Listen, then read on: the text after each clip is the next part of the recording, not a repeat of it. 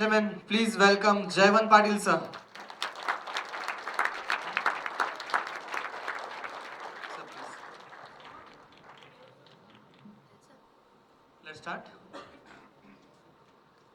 I'll introduce you first. Yeah. Is it on? Yeah. So Jaivan Patil sir with us today. Jaivan Patil sir, founder of Humpy Farms. As I told you this morning, an engineer by education, he has spent 9 years in IT industry and 14 years in organic farming. Jaivan sir is a speaker of TEDx. He spent 2 years in Gadchiroli with Dr. Abhay Bang, right? Yes.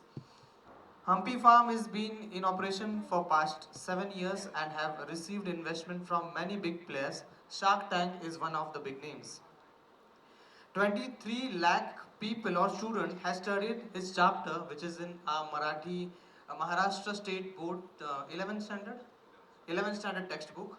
Sir, we welcome you and let's start with the interview today. Thank you. Thank you, everyone. Have a round of applause. Basically sir Humpy farm पहिल्यांदा जेव्हा ऐकलं I started reading on it. खूप गोष्टी समजल्या, but तुमच्याकडून initially शॉर्टमध्ये Hampi form हे organisation काय आहे? Sure. Thank you first of all for inviting me here. आणि आज जरा थोडा वेगळा आनंद आहे. इट्स सो सरियल की कॉलेजचं नाव आणि ऑडिटोरियमचं नाव पण माझ्याशी जुळतं. मी ह्या रोडवरून जेव्हा केव्हा येतो तेव्हा माझ्या घरचे मला चिडवतात, अरे ते बघ तुझं college. With no offence, I know. मी जस्ट येताना विचारलं की हे नाव कोणावरून देण्यात आलं आहे. सो मला जस्ट कळलं की आपले जे ट्रस्टी आहेत तानाजी सर, त्यांच्या वडिलांच्या नावावर हे आहे. तर हम्पी फार्म्स हे सुरू झालं 2016ला. पण त्याआधी मी 9 वर्ष सॉफ्टवेअरमध्ये होतो आणि 9 वर्षाच्या सॉफ्टवेअरच्या जर्नीमध्ये तसा मी मूळचा धुळ्याचा आणि इंजिनिअरिंग झाल्यानंतर 2007ला पुण्यात तिथे जॉबला लागलो आय टीमध्ये. आणि मला तेव्हाच कळलं की मला काही आयुष्यभर करता येणार नाही आहे. पण माहीत नव्हतं की काय. आणि मग बऱ्याच गोष्टी झाल्यात ज्याच्यातून माझा शेतीमध्ये इंटरेस्ट डेव्हलप झाला. डिटेलमध्ये आपण बोलूया त्याच्याबद्दल की ही सगळी जर्नी कशी झाली. पण Humpy farms is an idea, it's a movement where we connect organic farmers, not only organic, the kind of farming we do, we call it as climate smart, regenerative, digital organic farming, which is a futuristic way of looking at farming. So we help farmers, we become their knowledge partner, help them to grow organically. आणि माझ्या शेतीतला जो काय अनुभव होता त्याच्यात शेतकरी म्हणून मला जे सगळे प्रश्न आले होते ते कसे सॉल्व्ह करता येईल. त्याचवेळी मी कन्झ्युमर पण होतो, कन्झ्युमरचे प्रॉब्लेम कसे सॉल्व्ह करता येईल. आणि आपलं एकच आपल्याकडे आज ग्रह आहे की जिथे आपण सगळे राहू शकतो, पृथ्वी. ती बऱ्याचशा प्रॉब्लेम मधून जाते because of wrong ways of agriculture and all. So हे 3 स्टेक होल्डर्स मला दिसले की दे आर ग्रॅपलिंग विथ की issues. And I thought that this is a problem which is meaningful to get solved. I can see myself solving these problems through a business model for maybe next 10-20 years as well. And with that idea we formed Humpy Farms, where we connect the farmers with their consumers. We home deliver all the products coming from our farmers through our online channel to the consumers. Right now as we speak we are present in 4 cities, Mumbai, Pune, Delhi and Bangalore. And the idea of Humpy Farm is to become a family farmer of a family. We all have family doctors, we all have family CAs as well. मला काही families माहिती ज्यांचे family बार्बर आहेत, म्हणजे सगळे एकाच ठिकाणी जातात. But it's high time that we all should have a family farmer. We all need to know where our food is coming from. Is it safe for us to consume or not? So with that idea we form Humpy Farm. And secondly, there is no second option for cultivating it. As in? Farming, crops. Ha, of course. Yeah. Basically, sir, हे तर आता तुमचे organisation. But let's move and jump to your early childhood, your college days. Tell me something about it. जसं मी म्हटलं, मी आहे मूळचा धुळ्याचा, पण माझे वडील गव्हर्नमेंट ITIला शिक्षक होते. Maugham has always been a home maker. Lower middle class family. माझा जन्म तसा मुंबईत झाला. मी एक 5वी-6वी पर्यंत मुंबईत राहिलो. मग नंतर नगरला राहिलो, मधुळ्याला गेलो, मग संगमनेरला इंजिनिअरिंग केलं आणि आता पुण्यात. सो बऱ्यापैकी, आणि नंतर मध्यंतरी 2 वर्ष गडचिरोलीत पडत होतो. तर लहानपणापासून वडिलांची बदली होत होती, त्यामुळे, आणि माझ्या वडिलांचा स्वभाव तसा थोडासा असा, सेव्हिंग त्यांना कधी जमलंच नाही. So whatever he earn he spent upon us. आणि we could never buy our own home. So आजपर्यंत आम्ही जस्ट बघितलं तर जवळ 22 घरं बदलले होते. सो आईचं एकच स्वप्न होतं, इंजिनियर हो आणि पहिले स्वतःचं घर घे, मला स्वतःच्या घरात राहायचं आहे. So that's where I got an admission. I've done electronics engineering from Sangamner. आणि 2007ला जसं पास आउट झाला, I got placed in KPIT Cummins here in Pune. तेव्हापासून पुण्यात आहे. आणि मी जसं म्हटलं की ते ते मिळाल्यावर मी घर पण घेतलं 2-2.5 वर्षातच. पण तरी सुद्धा मला कळलं की यार, तरी I was not happy. Of course पहिले 6 महिने आय वॉज रिअली युफोरिक. पण I started feeling vacuum that this may not be something that I will be able to do for rest of my life. आणि मग तेव्हाच explore करत करत बऱ्याच गोष्टी, बऱ्याच लोकांना भेटलो. And that's how I got to know about Abhay Bang, Rani Bang, Nirman. Sir, BE electronics from SPPU. 2007 ते 10 तुम्ही KPIT कमिन्समध्ये होतात. Yes. 2010 to 2011 2 years analyst programmer म्हणून सेंटेलमध्ये होतात, जी आता ॲटॉस झाली आहे. अँड 2011 to 2015 बिझनेस मॅनेजर म्हणून होतात तुम्ही ट्रिन्समध्ये, समथिंग लाईक दॅट. या त्रिणी. या मध्ये एक 4 वर्ष मी एका कंपनीत होतो, युनिकेन. That was a very formidable number of years in my career. Both. The context of asking this is, telling this is, your interest as an IT professional was in your plan to be an IT professional, or it was something different, your plan? As I said, I never planned anything. I didn't know. म्हणजे इंजिनिअरिंगला जाण्याचा निर्णय पण external फॅक्टर्सने influence होऊनच घेण्यात आला होता. I didn't know anything else. Everybody was doing engineering, that's why I went to engineering. आणि जसं मी म्हटलं की 1-2 वर्षातच मला कळलं होतं, 2008-9 मध्येच कळलं होतं की मला काय हे काय आयुष्यभर करता येणार नाही. पण त्याच्यातून पूर्ण वेळ बाहेर पडून नेमकं जे करायचं आहे हे जेव्हा कळलं, त्याला जवळपास 9 वर्ष गेली.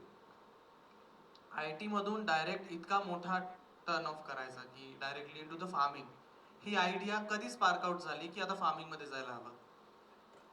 हां, म्हणजे जसं मी म्हटलं 2च वर्षात मला कळायला लागलं. 2008च्या दरम्यान, 8-9लाच I started meeting different people from different walks of life. आणि one fine day I was watching TV, आणि तिथे मी अभयभंगांची मुलाखत ऐकली.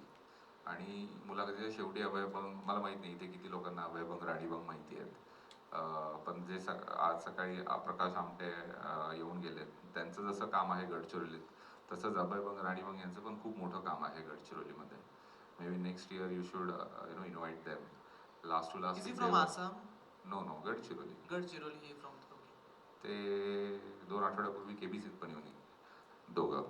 तर त्यांचा एक इनिशिएटिव्ह चालू केला. ते इंटरव्ह्यूमध्ये बोलत होते की मी तर खूप काम केलं आहे हेल्थकेअरमध्ये, पण आम्ही एक इनिशिएटिव्ह चालू केला आहे, निर्माण. आणि ते जेव्हा निर्माणबद्दल सांगत होते तेव्हा मला कळलं माझ्यासाठीच त्यांनी चालू केलं. बिकॉज द आयडिया ऑफ निर्माण is they select 50 odd youth from Maharashtra after every 2 years. There is a very gruesome selection process. Idea of Nirman is to help youth to find the purpose of life. हे खूप philosophical वाटेल may be आज, पण त्यावेळी जेव्हा अभयभंग मला हे सगळं सांगत होतं, म्हणजे इंटरव्ह्यू मी त्यांची ऐकत होतो, तेव्हा मला वाटलं की येस, मला कदाचित ज्या प्रश्नांची उत्तर मला माहिती नाही, because I was grappling with the purpose, right. I had no purpose in life. whatever one purpose that I had to buy a house, I have already fulfilled that, but still I had a lot of vacuum. And that's where I decided to apply for Nirman. Fortunately got selected to Nirman. आणि जे 2 वर्ष मग मी तिथे गडचिरोलीत मी होतो, that has changed everything. So गडचिरोलीत निर्माणमध्ये खूप वेगवेगळ्या विषयांवर काम केलेले स्टॉलवर्ड जगातून येतात. ते आमच्यासोबत 2-2 महिने राहतात. म्हणजे शेती असेल, पर्यावरण असेल, महिलांचे प्रश्न, रोजगार, लीगल प्रश्न, असे तुम्ही कुठलाही सोशल प्रश्न घ्या, त्या प्रश्नांवर काम केलेले सगळे खूप असे मोठ्या व्यक्ती तिथे येतात. आमच्यासोबत राहतात, लेखक, कवी सगळे. त्यांचं एखादं पॉडकास्ट ऐकणं किंवा त्यांचं पुस्तक वाचणं वर्सेस त्यांचं असं 2 महिने 3 महिने राहणं, ह्याच्यात खूप फरक आहे. And that's where I met a person called doctor Sanjay Patil.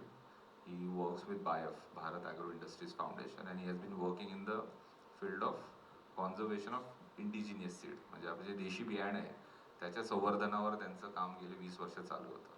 आणि मग संजयने आम्हाला he gave an exposure to the multidimensional problem involved in the field of agriculture. त्याच्या आधी माझा शेतीशी काही काडी मात्र संबंध नाही. मी ऑल अलॉंग शहरात वाढलोय. उन्हाळ्याच्या सुट्टीत लहानपणी फक्त मामाच्या गावाला जाणं आणि तिथे शेतावर जाणं एवढाच काय संबंध होता. पण जसं जसं मला संजयकडून कळत गेलं माझा इंटरेस्ट पण वाढला आणि ते खूप सायंटिफिक पण होतं.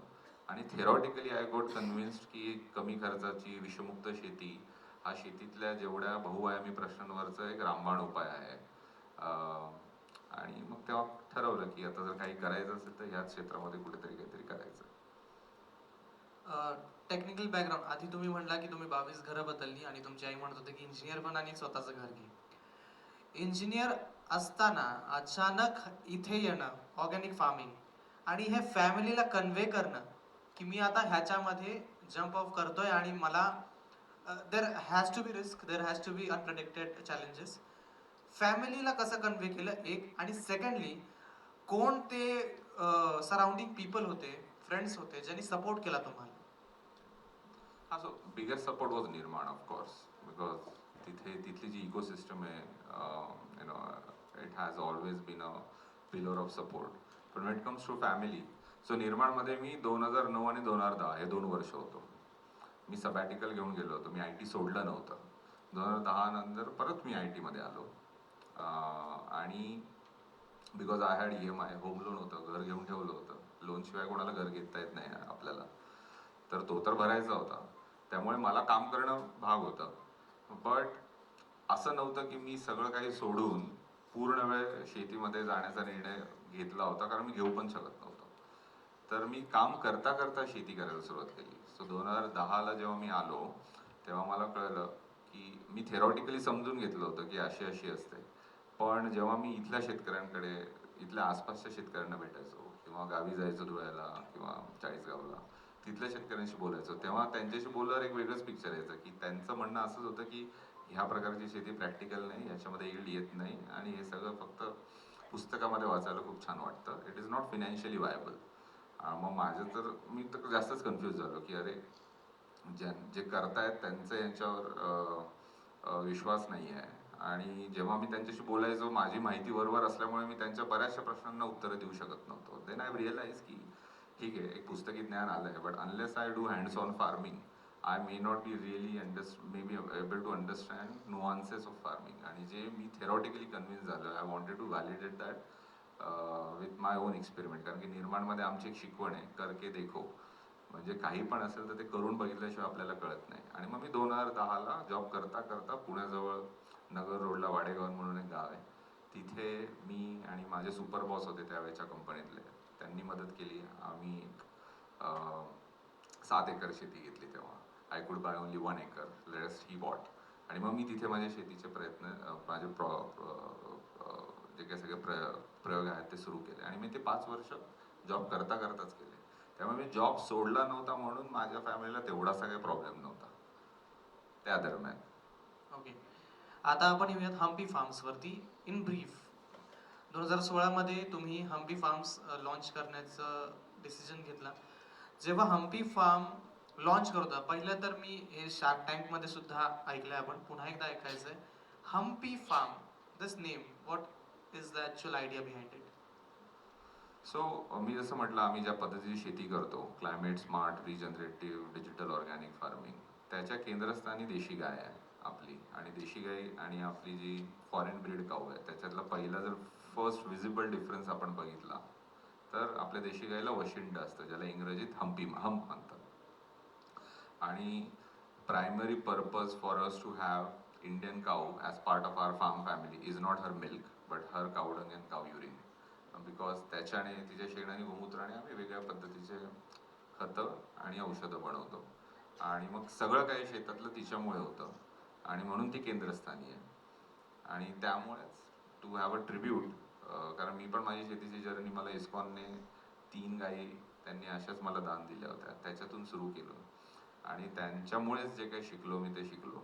आणि म्हणून just to give the tribute to those cows which has help me to really come so far आणि the kind of farming that we do. म्हणून cow with the hump, that's why Humpy farms. Fine. पहिला तुमचा एक poster होता, actually मी display करणार होतो but I missed out to give them. It says की whatever you are drinking as a milk is the wrong one, we are here to correct it. And you had a poster of Humpy Farm. Okay, what was your idea by saying you are drinking wrong milk? हां, म्हणजे आज तुम्ही जर बघाल, dairy is the most adulterated industry, one of the most. एक जे statistic देतो, भारतात रोजचं आपलं दुधाचं जे प्रोडक्शन आहे ते आहे 14 कोटी litre, 14 crore litres. But the daily consumption, हे डेली सांगतोय मी, रोजचं एवढं प्रोडक्शन आहे, पण रोजचं आपलं जर भारताचं कन्झम्पशन बघितलं तर ते आहे 55 कोटी लिटर, 55 crore लिटर्स. नाव इमॅजिन की हे वरचं दूध येतंय कुठून. So too much of an adulteration. So you mean 1/4 is production? Yes. And the fourth part is Yes. consumption. Yes. Yeah. So that's how. म्हणून मी मजाकमध्ये असं लोकांना म्हणतो की तुमचा गवळी जर पाणी टाकत असेल, don't worry, that's the safest adulteration. Which you mean adding water is safe, but No, because other adulterations Yeah. are so harmful. What All kind sorts of- of chemicals. what kind of? All sort of chemicals. Sodium bicarbonate, caustic soda, what not, urea. आपण बरेचसे videos टीव्हीवर बघितले असतील की दुधाचा एकही थेंब नसतो, पण असे एक 8-10 केमिकल मिक्स केले आणि पाणी टाकलं तर ते दुधासारखंच दिसणारा एक पदार्थ तयार होतो. तोही दूध म्हणून सेल केला जातो. does this happen in a branded milk production company? Everywhere. Okay. Yeah, because the production is so less, we may not know की कोणावर विश्वास ठेवावा, कोणावर नाही ठेवावा. So that was the problem, clear problem that I saw. मला खरं हम्पी फार्मची सुरुवात फ्रुट्स आणि व्हेजिटेबल्सने चालू करायचं होतं, पण आमचा जो गट होता शेतकऱ्यांचा तेव्हा जेव्हा आम्ही सुरू केलं, आम्ही होतो 39 शेतकरी.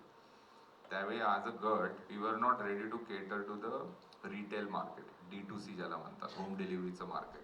कारण आपण ॲज अ फॅमिली जर बघितलं तर 40 प्रकारचा भाजीपाला खातो महिन्याला, मिनिमम.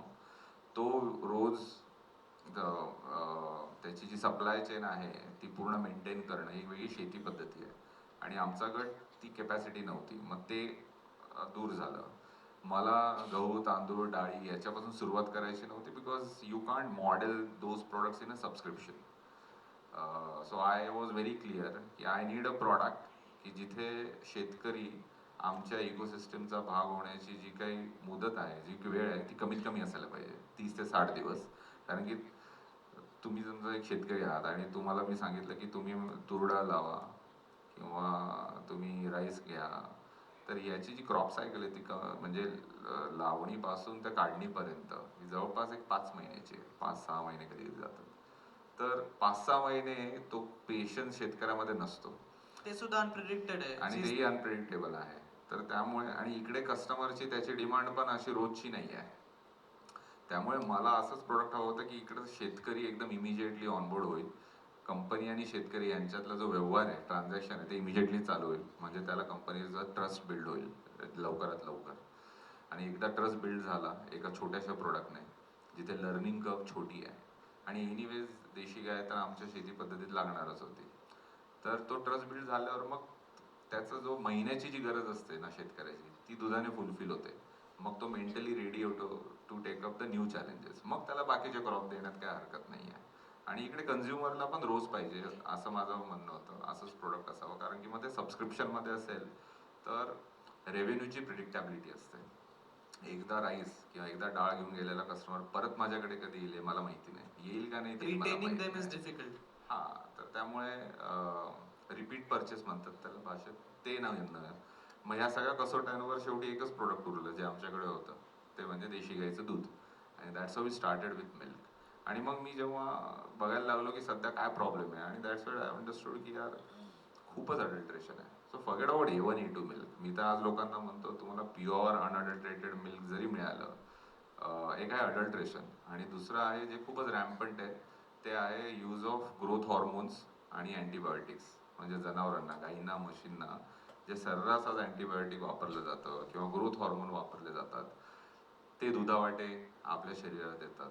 आणि specially so my wife she is a gynaecologist, आणि रोज तिच्याकडे जे पेशंट येतात त्यातल्या जवळपास 30-40% महिला ह्या हॉर्मोनल इम्बॅलन्समुळे त्यांना जे वेगवेगळे प्रकार होतात त्याच्याचमुळे येतात. आणि one of the main reasons of course apart from our lifestyle, हे असे जे ग्रोथ हॉर्मोन आपण डेअरी आणि पोल्ट्रीमधून जे घेतो, because these are the two industries की जिथे ग्रोथ हॉर्मोनचा मारा म्हणजे प्रचंड आहे.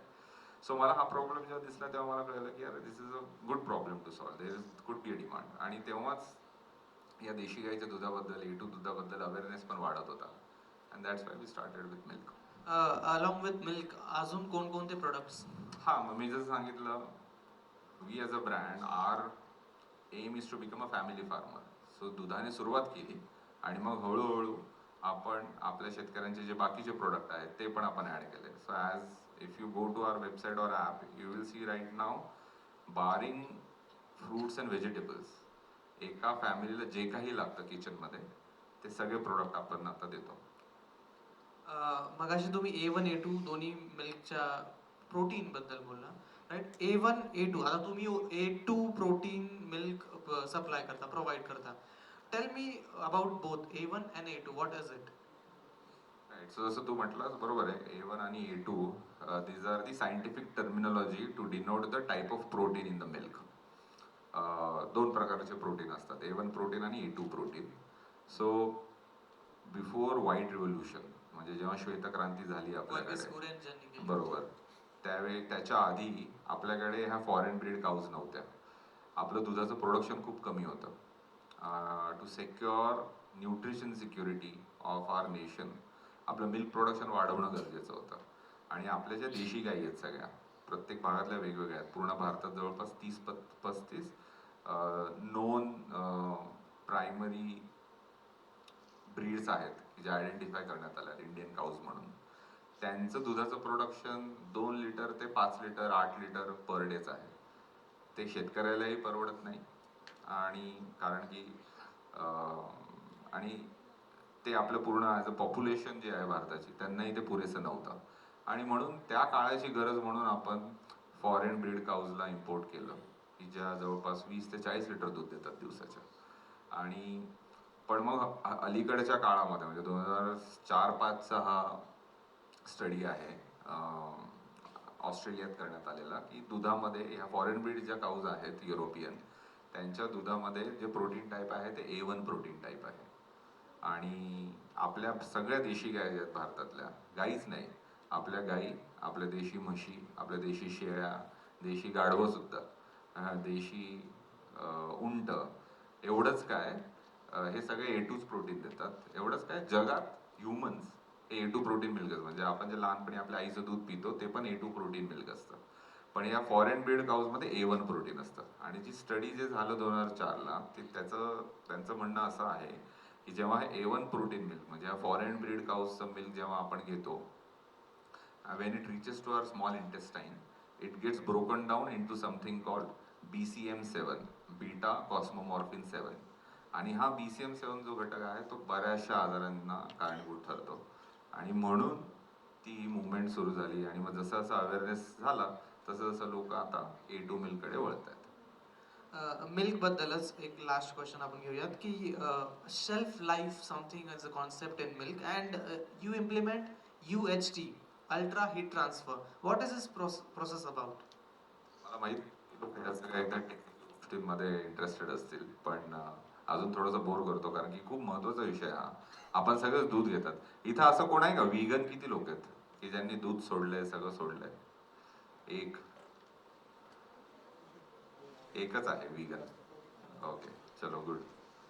आता दूध चांगलं नव्हतं म्हणून सोडलं का ओव्हरऑल सोडलं मला माहित नाही, पण बरेचसे लोक व्हीगन टर्न होत आहेत एका गोष्टीसाठी की ज्या पद्धतीने आपल्याकडे डेअरी फार्मिंग केली जाते, म्हणजे इनह्युमन पद्धतीने, गायींना फक्त एक मिल्क मशीन म्हणून वागवलं जातं.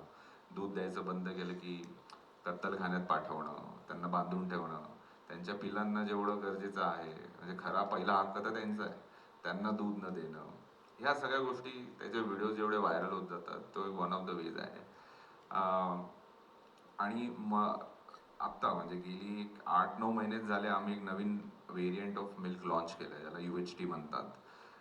खरं सांगायचं झालं तर मी जेव्हा हे हम्पी चालू केलं तेव्हा UHT हा खूप मोठा म्हणजे जुना कॉन्सेप्ट आहे. जे टेट्रा पॅक मध्ये जे दूध येतं आपल्याला, तुम्ही बघितलं असेल अमूलचा टेट्रा पॅक येतो, ज्याची शेल्फ लाईफ 6 महिने असते. फ्रीजमध्ये नाही ठेवलं तरी सुद्धा ते 6 महिने टिकतं.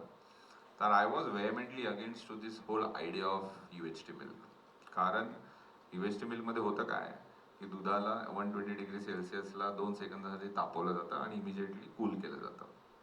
त्याच्याने काय होतं, दुधातले 100% बॅक्टेरिया मारले जातात आणि ते टेट्रा पॅक मल्टिपल नाही होत ते. बरोबर, तर ते मारले जातात. त्याच्यामुळे मग जेव्हा दूध रूम टेम्परेचरला येतं, दूध खराब होतं म्हणजे काय होतं, दुधात जे बॅक्टेरिया असतात, जेव्हा दूध फ्रीजच्या बाहेर आपण रूम टेम्परेचरवर ठेवतो तेव्हा ते दुधातले बॅक्टेरिया मल्टिप्लाय होतात आणि ते मल्टिप्लाय होतात म्हणजे दूध खराब होतं.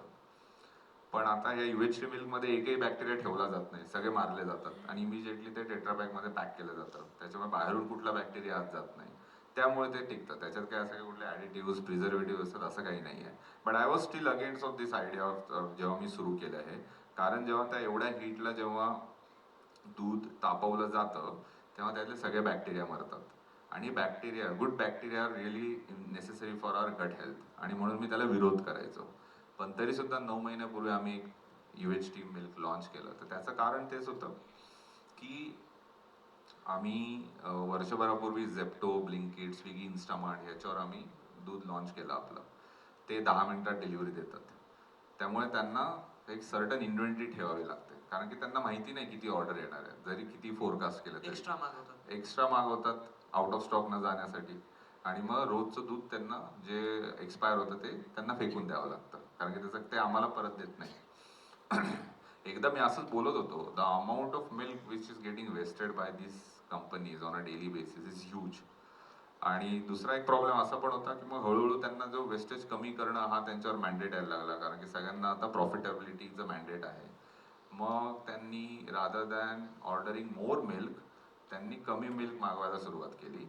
त्यांना आउट ऑफ स्टॉक गेलं तरी चालेल, पण आम्हाला दूध वाया नाही घालवायचंय.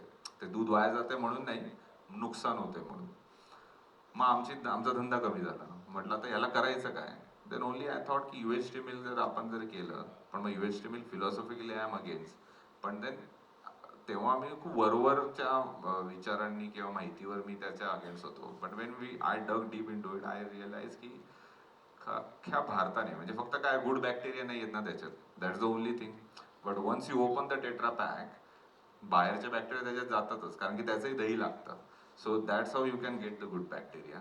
आणि थोडंसं प्रोटीनचं स्ट्रक्चर डिफॉर्म होतं, विच इज स्टील ओके, तेवढा पण काही फरक पडत नाही. आणि आम्ही असं बघितलं की भारतात जे दूध घेतलं जातं आपण सगळ्यांकडून, 68% दूध हे फक्त चहा कॉफीसाठी घेतलं जातं. मग त्याच्याशी काय हेल्थचा संबंध आहे का चहाशी आणि कॉफीशी? मग ऍटलिस्ट चहा आणि कॉफीसाठी तरी एक UHT मिल्क सगळ्यांनी जर वापरायला सुरुवात केलं. आज भारतामध्ये करोडो लिटर दूध ह्या सिटीतून त्या सिटीमध्ये ट्रॅव्हल होतं. दुधामध्ये 80% पाणी असतं. म्हणजे खरं तर पाणी ट्रॅव्हल करतो आपण. पाणी ट्रॅव्हल करणे, 80% पाणी ट्रॅव्हल इकडून तिकडे पाठवण्यासाठी आपण पेट्रोल डिझेल वाया घालवतोय. सो त्याच्याने होणारं प्रदूषण तर वेगळंच. आणि हे सगळं का करतोय, आपल्या सगळ्या ॲज अ कन्झ्युमर, इंडियन कन्झ्युमरची एक मेंटॅलिटी आहे की मला फ्रेश दूध पाहिजे. म्हणजे काल रात्रीचं पण दूध आपल्यासाठी फ्रेश नसतं, मला रोज सकाळी फ्रेश दूध पाहिजे. आणि हा जो फ्रेश दुधाचा जो अट्टाहास आहे ना, की जो अनफाउंडेड आहे, त्याची काही एवढी गरज नाही आहे आपल्याला. त्याच्यामुळे हे सगळं होतं. तर मला तर असं वाटतं, त्यामुळे आता ॲटलिस्ट चहा कॉफीसाठी आपण UHT मिल्क वापरावं.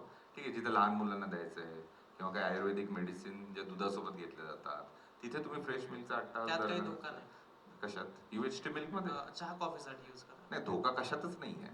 त्याच्यात जे काही थोडंसं गुड बॅक्टेरिया नसतात असं म्हणतात ना लोक, ते एनिवेज येतात. थोडंसं प्रोटीन आणि थोडंसं त्याच्यातले न्यूट्रिएंट थोडा लॉस होतो त्या हीटमध्ये. पण जर ते एक्झॅक्टली डिटेलमध्ये, जसं म्हणतात ना डेव्हिल ला इन डिटेल, तसंच गॉड ऑल्सो ला इन डिटेल.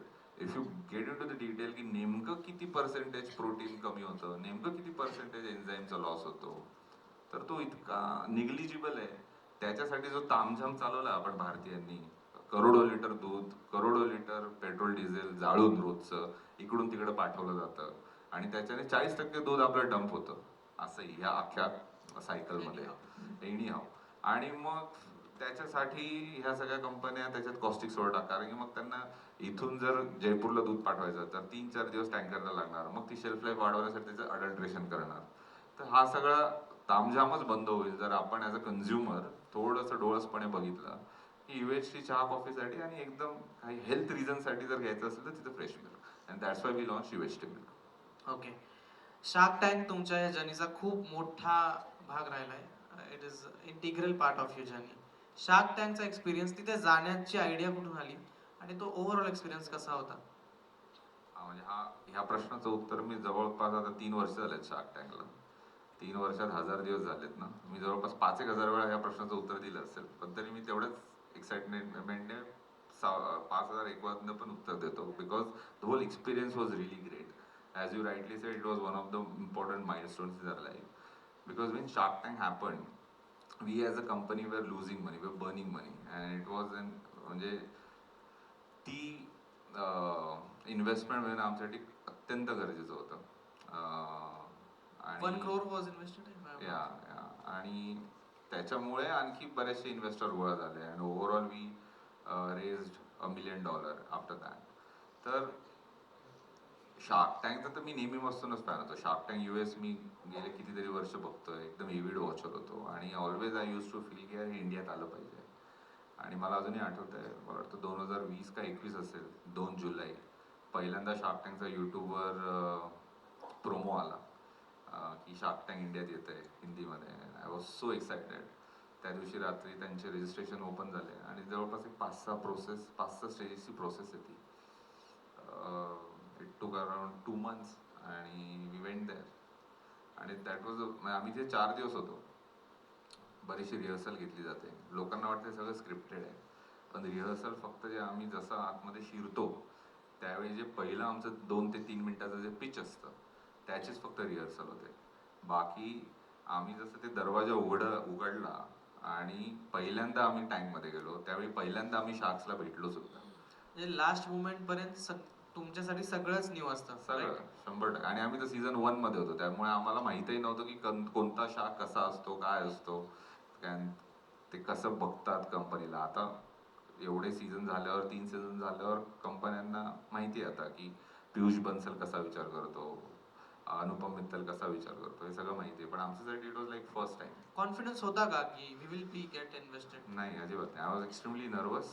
म्हणजे मला अजून आठवतंय की मी जाताना आम्हाला कट बोलले, आमच्या समोरून कॅमेरा जातो, आम्ही जातोय. मला अचानक इतका, मी नर्वस जेव्हा होतो तेव्हा खूप खोकला सुरू होतो. मला इतका खोकला, सिव्हिअर खोकला सुरू झाला. 10 मिनिटं ते थांबावं लागलं त्यांनी. मग गरम पाणी आणलं, मी 2-3 कप गरम पाणी पिलं थोडंसं, आणि मग नंतर I went into. So I was completely nervous. We were not sure काय होईल, कारण की पहिलंच सीझन होतं, कोणालाच काहीच माहित नव्हतं की होतं काय नेमकं, हे कसे असेस करतात कंपनीला. आणि we were a loss making company at that time. I didn't know की काय होईल. पण या तुम्ही जे बघितलं ते फक्त 10 मिनिटाचं बघितलं, but we were in the tank somewhere around 95 मिनिटं चाललं ते आमचं. पहिले दोघांनी तुम्हाला रिजेक्ट केलं, 5 शार्क्स आले, राईट? त्यावेळेला काय वाटलं होतं, लाईक अब नाही हो बघितलं पाएगा? असेल तुम्ही, त्यांनी ते थोडंसंच दाखवलं, बट आय वॉज लाईक झालं आता, चला आता जाऊ परत आपण आता. मला असं वाटलं की हे दोघं एवढे शिव्या घालतायत, तर मग त्याचा इफेक्ट ह्या बाकीच्या 3 वर पण होणार आणि हे पण निगेटिव्ह झाले असणार. ते सुद्धा स्क्रिप्टेड नसतं, राईट? 100% अजिबात. Nothing is scripted. Absolutely nothing is scripted. Shark scripted असूच शकत नाही, कारण की ते खरंच स्वतःचे पैसे लावतात. आता मी पैसे घेऊन बोलतोय. Not like that. In between they give breaks, right? So असं वाटतं no break, 95 minute uninterrupted. So ते आम्हाला ब्रेक दिसतात की तुम्हाला विचार करण्यासाठी वेळ मिळतो, राईट, तिकडे? हा, पण मग तेव्हा चालूच असतं ना सगळं. तेव्हा असं काही कॅमेरा कुठे बंद होतो. त्यांनी जे इन्व्हेस्ट केले 1 crore with I guess 15% equity, if I am not wrong, तुमचा रिस्पॉन्स कसा होता आणि तुम्हाला त्यावेळेला काय वाटलं की 1 crore इन्व्हेस्ट होतात? And just explain equity of 15% to the audience, how it works. आता शार्क टँक जेवढे लोक बघत असतील त्यांना मला हे सांगण्याची गरज नाही आहे, कारण की आता शार्क टँकचं one of the main contribution काय असेल, तर ही जी एंटरप्रेन्योरशिपची लिटरसी म्हणतात ना, म्हणजे ह्या टर्म झाल्या छोट्या छोट्या, या सगळ्यांना घरोघरी कळल्यात. पण तरी आता तुम्ही विचारतात म्हणून सांगतो. Equity is shares of the company. So 100% असतात ते कुठल्याही कंपनीमध्ये शेअर्स. तर 100% पैकी किती पर्सेंटचा पार्टनर आपण बनवतोय त्या इन्व्हेस्टरला, किती पैसे घेऊन, तो 15% इक्विटी देणं म्हणजे त्या अख्ख्या कंपनीमध्ये त्यांची भागीदारी 15%ची ओनरशिप आहे त्यांची. त्या इन्व्हेस्टमेंट नंतर काय चेंजेस आले?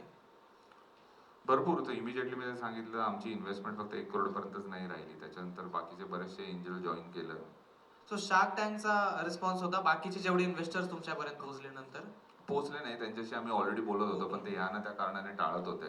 पण जेव्हा त्यांना कळलं की शार्क्सने इन्व्हेस्ट केले, तर ते लगेच स्वतःहून फोन करून सांगितलं चला आमचे पण पैसे घ्या. So that's how we raise around 8.5 crore. Your journey from an IT professional till today on this stage, how you would summarize it? Journey आहे आणि बरंच काही करायचं राहिलंय अजून. बट मला मागे वळून बघताना एवढंच असंच वाटतं की जर माझ्यासारखी व्यक्ती जे काही केलं आज, हे जर मी करू शकतो, तर मला असं वाटतं की आयुष्यात कोणीही काही करू शकतं. बिकॉज मला IT पण कधी खूप भारी जमलं असं नाही, but I could survive for 9 years. I started as a software engineer, then become a project manager, then got into business development. दुसरं शेतीचा संबंधच नव्हता माझ्याशी काही. पहिले 2 वर्ष तर it was complete, I lost lot of money. मी ते करू शकलो कारण की माझं पोट शेतीवर नव्हतं, माझी सॅलरी चालू होती. आणि बिझनेस पण आमच्या फॅमिलीमध्ये कधी कोणी बिझनेस केले नाही, कधीच नाही. मला इक्विटी कशाशी खातात, कंपनी फॉर्म कशी करतात, प्रायव्हेट लिमिटेडमधून आणि याच्यामध्ये फरक काय, काही माहीत नव्हतं. तो तो ती वेळ आहे आणि आजची वेळ आहे. सो मला असं वाटतं it's all about the kind of people that you get to meet in your journey. आणि असं म्हणतात you are an average of 5 people you spend most of your time with. हे मला अलीकडे कळलं, त्यामुळे मी आता ते 5 माणसं खूप कॉशियसली चूज करतो. Assess केलं. पण ह्या माझ्या जर्नीमध्ये मला जेव्हा माहीत नव्हतं, तेव्हा बाय डिफॉल्ट नेहमी माझ्या आसपास अशीच माणसं होते की त्यांच्यामुळेच मला ज्या गोष्टी माहिती नव्हत्या त्या शिकायला मिळाल्या. मला आलेल्या चॅलेंजेसमध्ये त्यांनी नेहमीच खूप मदत केली. मग ते माझ्या घरचे असतील, माझे मित्र असतील, ज्या IT कंपन्यांमध्ये मी काम केलं त्याचे फाउंडर्स असतील, because they became my first investor.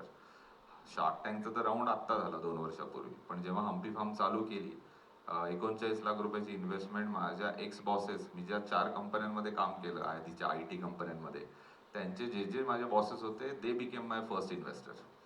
So it's all about, मला असं वाटतं की जर खूप जेन्युअनली आपण कुठलंही काम करतो ना, आणि आजकालचं काय झालंय जगात, we as a Indians we are very trust deficit, म्हणजे ट्रस्टलेस सोसायटी आहे. विश्वास नाही ठेवता येत कोणावरही. आपण पहिले अविश्वासाने बघतो समोरच्यावर. आणि मी माणूस असा आहे की पहिले विश्वास ठेवतो आणि मग समोरच्याला चान्स देतो तो विश्वासघात करण्याचा. आज पण 99% लोक असे झालेत की पहिले अविश्वास असतो आणि समोरच्याला तो विश्वास संपादन करण्याची, जोपर्यंत तो करत नाही तोपर्यंत त्याला अविश्वासानेच बघतो आपण. पण तो विश्वास कसा निर्माण होतो, ट्रस्ट कसा निर्माण होतो, मला असं वाटतं की 2-3 बेसिक गोष्टी आहेत. एक तर तुम्ही कुठेही जॉब करा, काही काम करा, तुम्ही दिलेला शब्द पाळणं इतकं गरजेचं आहे. जर तुम्ही सांगितलं हे 2 दिवसात करणार, तर 2 दिवसात करणार काम. आजकाल फसवाफसवीची, उडवाउडवीची उत्तरं देणारे लोकच आसपास दिसतात आपल्याला. मग त्या सगळ्यांमध्ये एक जरी असा व्यक्ती दिसला ना, ॲज अन एम्प्लॉई म्हणून पण हे खूप गरजेचं आहे. Because now also we have a team of almost 100 people. So मी लोकांमध्ये बघतो काय, तर तेच बघतो की जे माझ्यासाठी वर्क झालं. दॅट आय हॅव नेव्हर, म्हणजे मी असं कधी फसवाफसवीची कामं नाही केली. माझ्याकडून जे होत असेल, मी जेन्युअनली माझं रक्त आटवून मी ते काम करण्याचा प्रयत्न केला, दिलेला शब्द पाळण्याचा प्रयत्न केला, आणि जे काही केलं ते जेन्युअनली केलं. त्याच्यात सगळं हार्ड ओतलं. आणि हा जेन्युअननेस आहे ना, तो इतका इन्फेक्शियस आहे आणि त्याचा ऑरा आपल्या आसपास नेहमी फिरत राहतो आणि तो लोकांना दिसतो. सो मला तेच वाटतं की this is what has worked in life so far in my journey, and happy की जिथे कुठे आहे. पण अजून बरंच काही करायचं आहे. आत्ता आम्ही फक्त जवळपास 1700 शेतकरी आहोत. आम्हाला 50,000 शेतकऱ्यांपर्यंत पोहोचायचं आहे पुढच्या 5 वर्षात, आणि जवळपास 5 लाख कन्झ्युमर्सपर्यंत पोहोचायचं आहे. So it's a journey and I am just looking forward to that. As you said, transparency in your work was at most the first priority. या जर्नीमध्ये of course and obviously loss making times आलेले आहेत? Loss मेकिंगच होते. आत्ता profitable झालं मी So, 8 महिन्याआधी. maximum time was loss making. Yeah, company I am saying. yeah, I know. As a loss making company, you are in partnership. Yes. So all your partners, including you, what was your mindset that one day we will be at least 0 0 and then a bit of ascending profit? So what was your mindset during a loss making company? आणि मी खूप personal गोष्ट सांगणार आहे याच्यात. मी खूप लोकांना माहिती नाही खरं तर. आणि टू व्हेरी फ्रँक माझ्या बायकोला फक्त मागच्या आठवड्यात सांगितलं मी. सो बायको नंतर मी आहे. सगळे तुम्ही बघा म्हणजे ते फक्त काय आता या ऑडिटोरियमचं नावच असं आहे की मी पर्सनल होऊ शकतो. मी जसं म्हटलं we have been loss making company all along because we were growing. आत्ता जस्ट 8 महिने झाले वी बिकम प्रॉफिटेबल. आणि जेव्हा मी म्हटलो की शार्क टँकची इन्व्हेस्टमेंट अत्यंत गरजेची होती, we were on the brink of shutting down the company. त्याच्या आधी 1-2 वर्ष आधी लॉसेस वगैरे याच्यामध्ये अशी स्थिती आली होती. But I was completely convinced about the business model of Humpy. आणि जे रेस केलेले पैसे होते ते पण संपले होते. आता करायचं काय? Remember the only dream that I had all along to buy my house. सो ते एकमेव आमचं घर जे मी घेतलं होतं एवढ्या ह्याच्याने, ते गहाण ठेवून मी लोन घेतलं आणि त्याच्याने हम्पी 4-5 वर्ष चालवली. And then Shark Tank happen. तर तो कन्व्हिक्शन तिथूनच आला की मला माहिती आहे की मी जे करतोय ते करत राहणं गरजेचं आहे. मला पाथ अगदी क्लिअर दिसत होता. आणि of course it was an educated risk. पण ती रिस्क घेतली. आणि बिझनेसमध्ये रिस्क नाही घेतली तर तुम्ही खूप काय पुढे जाऊ शकत नाही. आणि पार्टनर जे होते ते पण they were really supportive. But as a matter of fact it's a public domain thing. So right now I am the only one in Hampi. Malvika ji माझी पार्टनर होती ती 2 वर्षापूर्वी लंडनला स्थायिक झाली आहे तिच्या पर्सनल याच्यामुळे, ती आणि तिचा नवरा. So right now as we speak since last 2 years I am the only one who's running Humpy. But I had this conviction all along की माझं स्वतःचं एकट्याचं एकमेव घर मी गहाण ठेवेल पण मी कंपनी चालवेल. आणि 1.5 वर्षापूर्वी आपलं घर पण सुटलं. 8 महिने झाले. Now we are profitable. पण मी कोणालाच सांगितलं नव्हतं. My partner, my bank and my CFO only ते. कारण की माझ्या घरचे फ्रीक्ड आउट झाले असते हे सगळं करायचं म्हटल्यावर. आणि 2 आठवड्यापूर्वी मी पहिल्यांदा घरी सांगितलंय. मिल्क मी इंडस्ट्री. पण का सांगतो? Because we wanted to sell that house. Okay. Milk industry जी आहे, आपण नेहमी, मी तर एक डायलॉग ऐकतो की दूध म्हणलं की गोकुळच, कात्रज गोकुळ और अमूल. मी तर एवढंच ऐकतो, दूध म्हटलं की हम्पी. तुम्ही तेच म्हणणार ऑफकोर्स. द क्वेश्चन इज की इतके मोठे प्रोडक्शन बेस्ड कंपनी असताना आणि इतका मोठा त्यांच्याकडे असलेला रिस्पॉन्स लोकांचा, त्याला टॅकल करणं ॲज अ न्यू कंपनी, 7 वर्ष is not a big tenure, त्याला टॅकल करणं कोणती स्ट्रॅटेजी तुम्ही यूज केली to reach out people? One. Secondly, how many consumers of milk particularly are there of Humpy? And what are your future strategies about it? हां, पण मला असं वाटतं की ही जी न्यू एज जनरेशन आहे ना, they are very open to try out new brands. तुम्ही मागच्या 10 वर्षात बघा, इतके सारे ब्रँड्स आलेत नवीन की जिथे इनकम्बंट म्हणजे मोठे मोठे ब्रँड होते पण तरी सुद्धा नवीन ब्रँडनी तिथे डिस्ट्रप्शन केलंय. The main reason is new जनरेशनला त्याला एक म्हणतात टर्म आहे, there is a generational brand fatigue आलेलं आहे. म्हणजे तेच प्रोडक्ट, तेच ब्रँड, ते पण काही इनोव्हेशन करत नाहीत त्याच्यामध्ये. पण या आपल्या नवीन जनरेशनच्या नीड बदलल्या आहेत. त्यांचे प्रोडक्ट घेण्याची जी बाईंग डिसिजन बिहेवियर आहे ते बदललं आहे. आता दूध घेताना लोक, म्हणजे आमच्याकडे जे काही न्यू एज जनरेशनच आहे मोस्टली, ते सगळं वाचून येतात.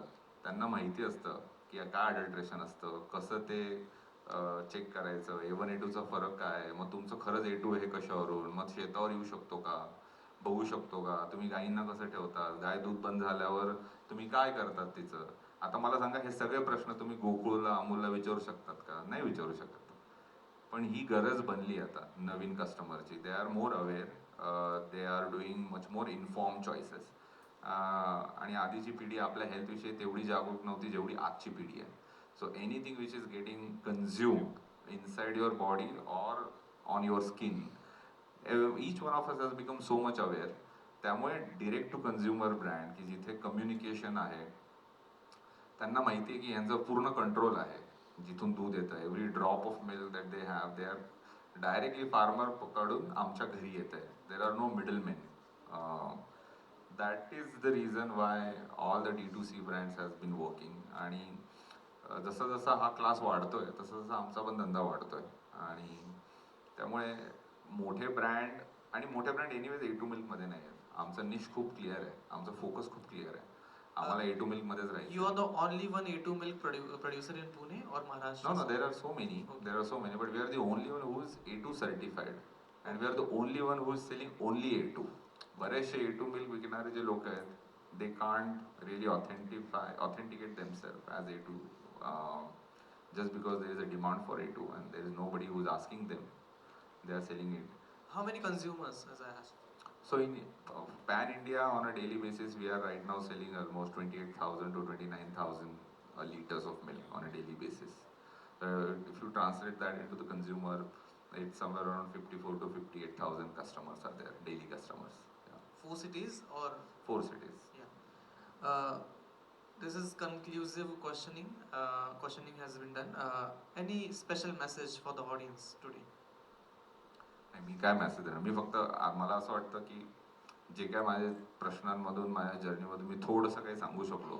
एक तर मी ऑलरेडी सांगितलंय की माझ्यासाठी काय वर्क झालंय, पण ते तर नंतरची गोष्ट आहे. कारण की एकदा आपल्याला कळलं की काय करायचं त्याच्यानंतर ते कसं करायचं हे कळतं. पण व्हॉट हॅज चेंज ड्रास्टिकली, मी निर्माणबद्दल बोललो, पण त्याची एक सगळ्यात महत्त्वाची जी लर्निंग होती, बिकॉज त्यांचं ध्येयच आहे की help the youth to figure out the why of life. आणि मला असं वाटतं की those who know why of life never have a problem about how of living. आणि एनीबडी हू आस्क मी हे करू का, मी ते करू का, मी त्याला तेच म्हणतो की सो मच ते किती फिलॉसॉफिकल जरी वाटलं तरी मला असं वाटतं की जर तुम्हाला लंबी रेस का घोडा बनायचा असेल, जर तुम्हाला खरंच काहीतरी मिनिंगफुल इम्पॅक्ट क्रिएट करायचा असेल आणि त्याचसोबत तुम्हाला स्वतःसाठी डिस्प्रपोर्शनेट वेल्थ पण क्रिएट करायची असेल, तर to figure out that why is the core of it. And once you figure it out, as I said, the how become extremely easy. एक question, I am sorry me miss out केला. घी बनवण्याची एक special process आपल्याकडे follow. Y सांगितल्यावर तू घी कडे काय येतं? आणि सेकंडली दोन क्वेश्चन्स आहेत. एक तर घीची एक प्रोसेस आणि एक ऑइल सीड्स ऑइल जे की वेगवेगळं आहे. ग्राउंडनट आहे, कोकोनट आहे, सनफ्लॉवर. ओके, ह्यांची extraction process is something different in your production. What is it? तूप आपल्याकडे जे बनतं आजही घरी, बरेचसे घरी कसं बनतं की 7, 8, 10 दिवसांची साय बाजूला काढून ठेवली जाते आणि मग त्याचं लोणी करून तापवलं जातं. That is not the right process of making ghee. कारण आपल्या शास्त्रांमध्ये, आयुर्वेदामध्ये जी घीची प्रोसेस सांगितली आहे ती अशी क्रीम सेपरेट करूनची नाही आहे. त्याला म्हणतात बिलोना मेथड, वैदिक बिलोना. सो त्याच्यात काय करतात, क्रीम सेपरेट न करता अख्खं दूध त्याला दहीमध्ये कन्वर्ट केलं जातं, त्याचं दही लावलं जातं रात्रभर आणि मग त्या दह्याला मिक्सरमध्ये नाही, बिलोना जो वुडन चर्नर आहे, मिक्सरमध्ये काय होतं, RPM रोटेशन पर मिनिट जे आपले पाते असतात त्यांचं इतकं जास्त असतं की त्याच्याने हीट जनरेट होते आणि त्याच्याने न्यूट्रिएंट लॉस होतो. तर बिलोना मेथड आहे तो, ती जी रवी असते लाकडाची, ती एका स्पेसिफिक, म्हणजे जसं समुद्र मंथनामध्ये इकडे दानव आणि इकडे देव असे ते जेव्हा खेचत होते त्यावेळी जे मंथन झालं आणि त्याच्यातून अमृत निघालं, तो कॉन्सेप्ट आहे हे घी बनवण्याचा. की ते पूर्ण रोटेशन असं गोल नाही फिरत, ती असं हाफ क्लॉकवाईज आणि अँटी क्लॉकवाईज असं ते बिलोना फिरतं आणि मग त्याच्यातून जे तूप येतं ते बिलोना मेथड आहे. सो आपण ते तूप विकतो because it preserves most of the nutrients आणि घीचे जे बेनिफिट दिलेले आहेत ते त्या पद्धतीचेच घी आहेत. अदरवाईज जे आपण आज घरी बनवतो किंवा जे मार्केटमध्ये मिळतं 400, 500, 600 रुपये किलो, this is nothing but a clarified butter. आणि दुधाचा जो मेन भाग असतो बटर म्हणजे फॅट काढल्यावर SNF सॉलिड नॉन फॅट, ते आपल्या तुपाच्या प्रक्रियेमध्ये कुठे येतच नाही. सो ते सगळं आपण बटर मिल्क म्हणून बाजूला काढून टाकतो आणि मग त्याचा तुपाचा काही संबंध येत नाही. सो तूप तसं आहे आपलं. आणि तसंच म्हणजे our whole idea is to give regional traditional nutritious food. So be it तूप, बीट आपली जॅगरी पावडर असेल, आपले सगळे ऑइल्स असतील, इवन आता आपण we recently launch eggs. Our value proposition on eggs is 100% antibiotic आणि हॉर्मोन फ्री. जसं मी म्हटलं की पोल्ट्रीमध्ये पण खूप अँटीबायोटिक वापरले जातात. म्हणजे 45 दिवसात एक पक्षी जेव्हा 2.5-3 किलोचा होतो, म्हणजे यू कॅन इमॅजिन की काय झालं असणार आहे त्या पक्षासोबत. तो तसंच तेलाबद्दल पण आहे. तेलाचं लाकडी घाण्यामधलंच तेल आहे. जे सीड्स आहेत आपले ते इंडिजिनियस सीड आहे. संजय पाटील ज्यांच्यामुळे मी शेतीत आलो, त्यांचं कामच देशी बियाण्यांवर काम करणं आहे. So it's not only about the process. फक्त लाकडी घाण्याचं तेल आहे म्हणजे ते खूप भारी असं नाही आहे. ते बियाणं कुठलं आहे, त्याची क्वालिटी काय आहे, ते हायब्रिड होतं का, ते केमिकल फार्मिंगमधून आलेलं आहे का, ह्या सगळ्यांचा पण विचार करणं गरजेचं असतं. तो सीड, प्रोसेस, नंतर पॅकेजिंग. ते तेल प्लास्टिकमध्ये येत आहे का, कशात येत आहे, आपण ग्लास बॉटलमध्येच देतो. So all of these 3 things. आणि मग नंतर ओव्हरऑल एनर्जी एज वेल, की कुठल्या एनर्जीने, कुठल्या शेतातून कसं. गायी पण एनर्जी, गायी किती हॅपी आहेत, कारण की त्या जेवढ्या हॅपी असतील तर तेवढ्या हॅपी हॉर्मोन सिक्रेट करतात, तेवढ्या त्यांची दूध न्यूट्रिशियस असतं. आणि ती एनर्जी शेवटी आपण फूड कन्झ्युम करतो, food also has sudden energy. So त्यामुळेच तर म्हणतोय आपल्याला माहिती पाहिजे की कुठून येतं हे सगळं, आणि what sort of energy we are consuming, हे पण खूप महत्त्वाचं आहे. सो असं सगळं overall apart from scientific base whatever we are doing, but this also something that we are very much cautious about. Sir आशा करतो की तुमची 50,000 farmers community, 5 lakh consumer community जे टार्गेट्स आहेत, हे लवकर रीच आउट होऊन अजून हाय टार्गेट्सवरती तुम्ही जावाल आणि हे खूप मोठं ऑर्गनायझेशन म्हणून हम्पी फार्म पुढे येईल. Very very thank you sir. But audience questions are remaining. ऑडियन्समधून काही प्रश्न असतील तर प्लीज. माईक तिथे आहे.